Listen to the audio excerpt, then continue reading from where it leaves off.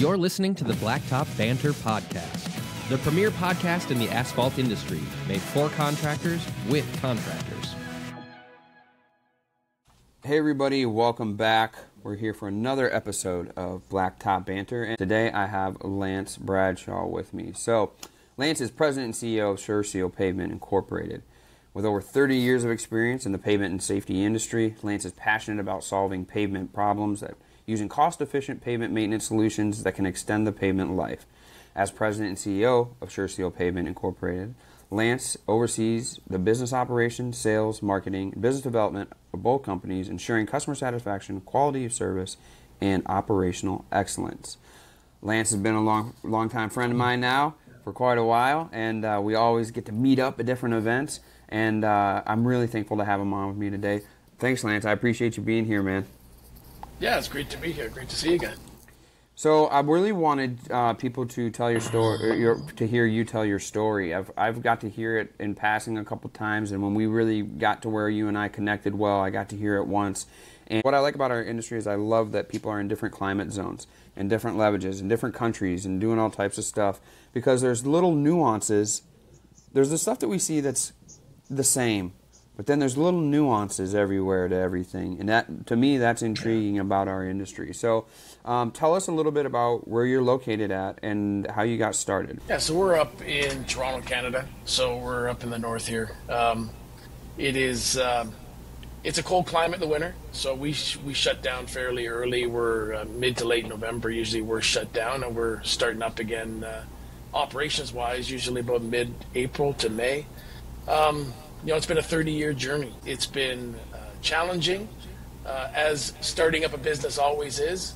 We started from nothing. It wasn't a business passed down to me from my father or someone else. We didn't buy in.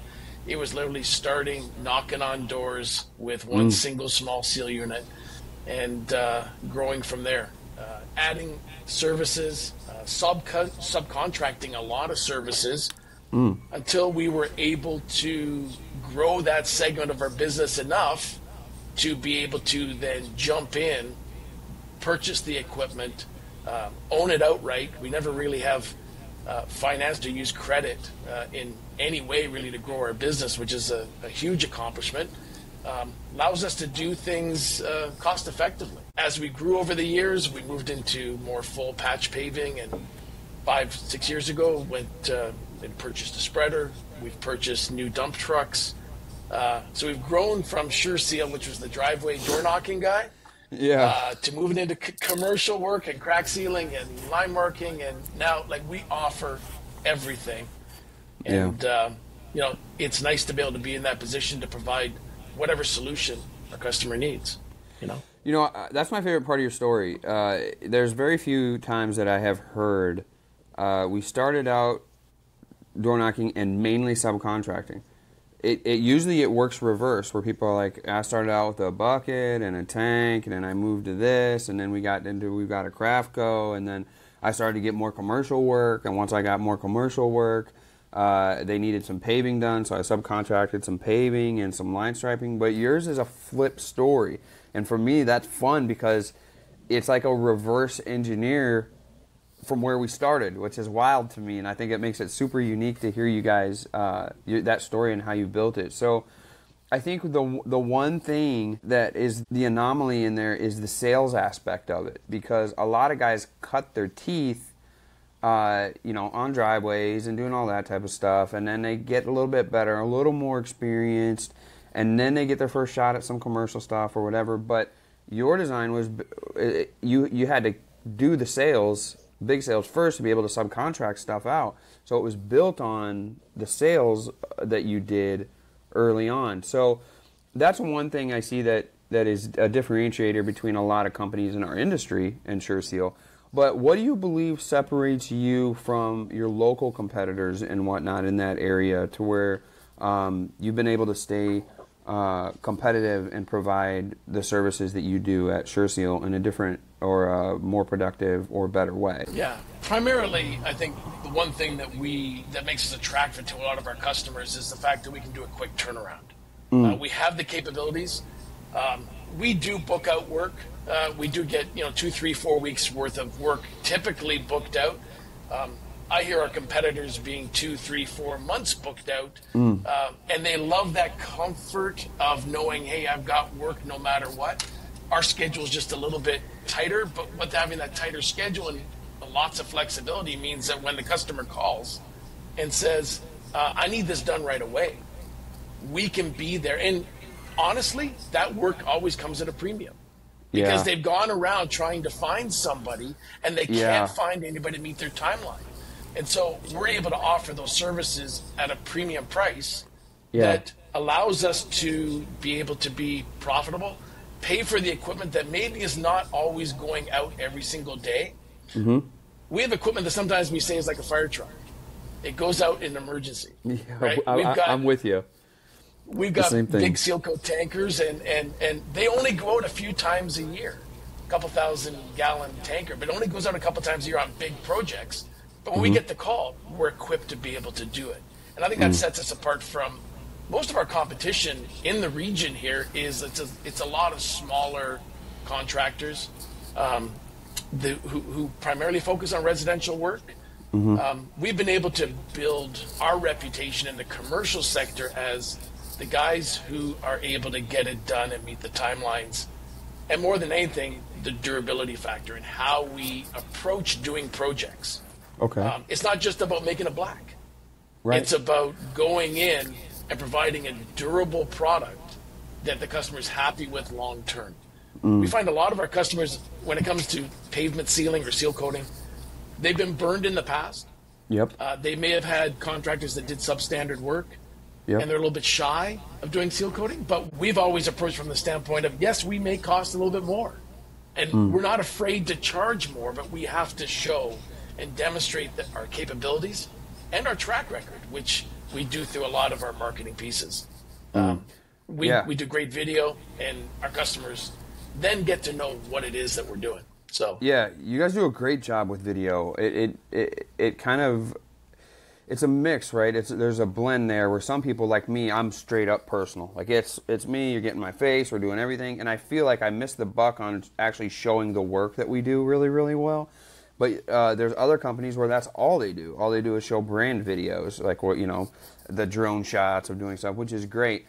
But it seems like you guys do a great job of both. Like there's great brand videos, people know what they're getting, they can recognize the properties and the projects and do those things. One thing I'll note that you mentioned was the fact that customers can expect to get their project done in 2 to 3 weeks, 4 weeks, long term. That's your long term, right? You did mention you're in Toronto area, right? So we only have so much time in the season. So if somebody gets a hold of somebody in August, and they're like, hey, can I get mine done this year? And somebody says, yeah, we're 4 months out. Listen, it doesn't take a rocket scientist to say, oh, September, October, November. We might not get ours done this year, right? And we wanted to get it done this year. And I think that's a big separator for you guys, too. How did you get to where you can be so efficient? Great team. That was the biggest thing is having a team that can get the job done when we need to get it done, pushing through the hard days. But on the sales side, Aaron Prest is my VP of sales. Let's be honest, we're not a huge company. We're a total of 16 employees here. He's my VP of sales. Both Aaron and I, we are the sales team. It is the two of us. We accomplish what we accomplish just with the two of us. Great communication, taking a personal interest in each of our customers. Aaron kind of has his customers. I kind of have mine, but we blend, and they know both of us. So if there's ever anything that they need done or get a hold of us, you can get a hold of us right away, and our response time is quick. Like when we get a phone call and we have to go and do an inspection, see a job, meet a customer, if we're going out to self-inspect, if we get a call in the morning, oftentimes we're seeing that job same day or next. Turning around proposals within 24 hours, detailed with photos, detailed with maps. And some of our staff in the office, we have 2 staff in the office that help us with drawings and takeoffs, and so it makes our job a little easier. So working as a team gets us to where we need to be to get those proposals out. You can't win work without getting the proposals out. And the quicker you get it out to them, and the more information they have in that proposal that they can see your capabilities, your attention to detail, if you have that much attention to detail and answer the phones and respond quickly, get the proposal to them quickly, they now have the assurance that when they award you that project, that's going to continue seamlessly through the project. Contractors sometimes don't follow up with the promises. It's important that you do that. I think that's what's separated us out in our market here, is that we follow up on our promises. What we say we're going to do, we do. Yeah. You know, you and I spend probably a good 4, 5, 6, 7 days together, off and on at these conferences and whatnot throughout the year. Now I think about it, that's a lot of time, really, for us to be able to spend together at some of these things. And, you know, some of the softwares and efficiencies and different things that we see, we get to experience those firsthand, or see those, or implement those if we want to, firsthand by going here and spending some of these things. But another byproduct is, not only are there people with offerings adding things or impressing us with things, our community is too now, and I think it's at large. I'll take a little bit of blame for that, as well as our friends over at Pavement Magazine and Alan Haydorn and Pavex and all those guys, NPE. I don't want to leave anybody out. World of Asphalt. You know, we've all kind of helped build this community together. In my opinion, Dynapac CC900G roller is the best roller on the market for driveway and small parking lot paving contractors. The seismic technology in these rollers is unbeatable for the smoothness and compaction they provide. Take my word for it, or visit Dynapac.com to find a dealer near you. Hey Blacktop Banter fans, this is Michael with Aquafault. Aquafault is the only permanent repair material for asphalt and concrete that uses water. And installation is simple. Just pour, add water, and tamp. It's that easy. An Aquafault repair can be open to traffic immediately and fully sealed within 24 hours. Visit aquafault.com to learn more. I work closely with KM International to design what I believe is the best seal coating unit on the market. The Blacktop Banter Edition seal coating unit, available in both 550 and 700 gallon versions. Learn more about the unit by visiting kminternational.com. Quick startups, fume-free, automatic agitator shutoff, a splash-proof lid, and pumping on demand. These features are essential for any serious asphalt maintenance contractor. Elevate your game with the Crafco SuperShot line of melters by visiting crafco.com today. Hi contractors, it's Kyla from Wiscoat. We use Stencil Plus for all of our pavement marking stencils. You can save 10% on your stencil order by using code BB10 during checkout at stencilplus.com or by calling 877-372-6055. In the past year, Jobber has been our CRM of choice at Wiscoat, and it's made our world exponentially better efficiency-wise. For our small seal coating company, it has helped build the solid foundation we can scale from. Jobber is now a sponsor of Blacktop Banter and helps bring this show to you. With this partnership, Jobber is offering an exclusive savings to BB listeners of 20% off for 6 months. To take advantage of this, find the Jobber link in the show description and get to improving your process today. You've been at it a while. How important is it to plug into a group of contractors that are positioned where you want to be or implementing something you want to implement? How important has that been in your career thus far? It's been tremendously helpful to be able to talk to other contractors. Like, I've been going to the pavement trade shows here for 18, 19 years. Yeah. Now. NPE, and now we're going to Pavex as well, World of Asphalt. It's getting there and meeting with people from our industry who face the same challenges, informally meeting up and chatting and talking about some of the challenges we're having. And they say, hey, you know, I faced that as well, and what I did was this, or I'm using this, or I found this helps our crew. Whether it's operationally, sales, marketing, all those different things, to have conversations with guys who are going through the same thing as you. You just don't have those conversations with guys in your own market. Right. That doesn't happen in your own market. It's pretty rare. People hold their cards tight to their chest. They do. Yeah, everyone's looking for their own competitive advantage in your market. Some of my best conversations I've had have been, sitting down and speaking with another contractor face to face.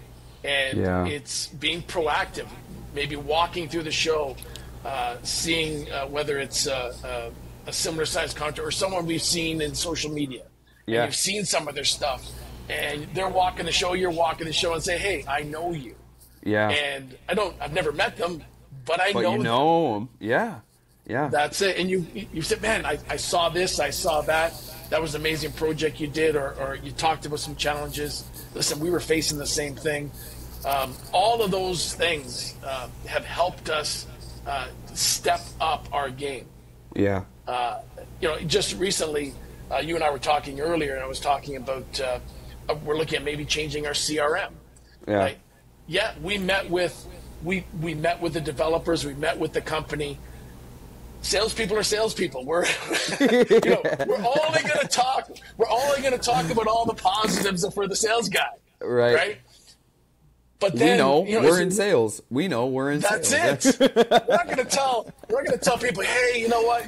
These are all the great things, but you know what? There's some things that aren't so great. No, we're going to give the positives. But if you're using that, the people have implemented.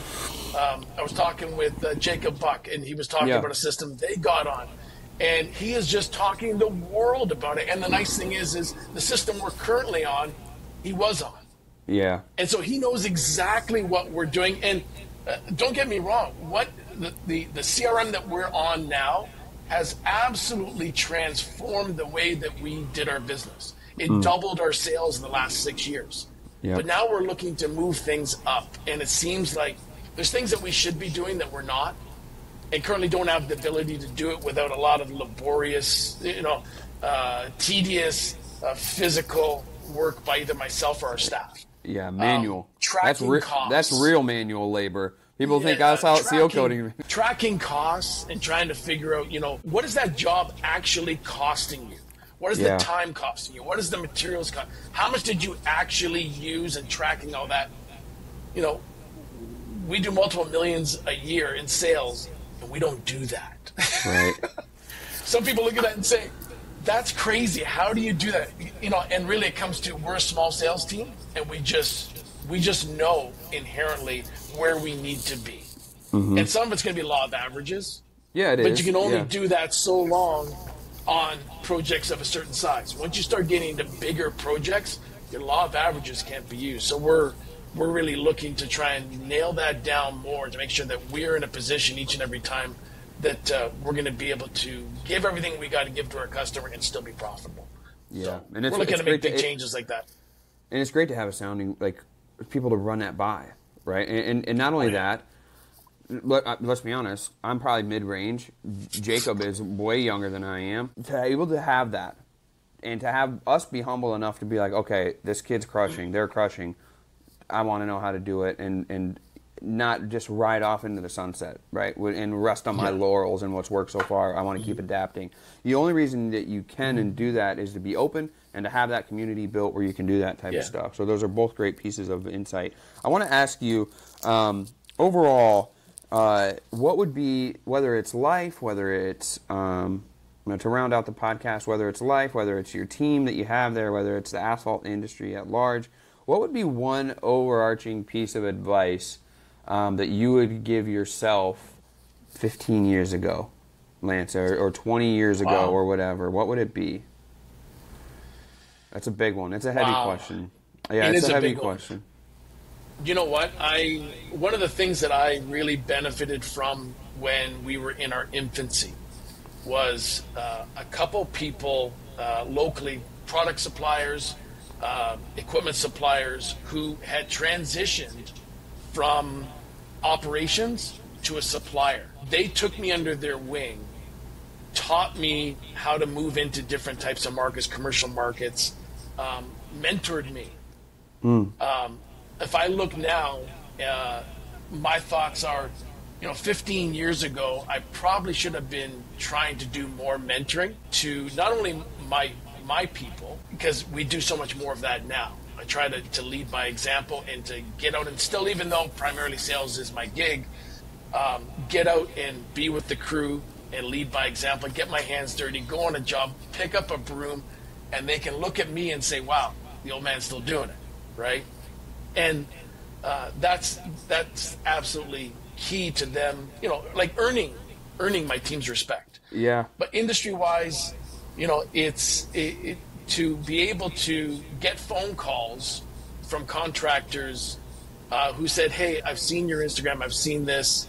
I was told by somebody to give you a call," and to take the time with absolutely zero benefit coming back to me, to take that time and help and assist them with what challenges they're having.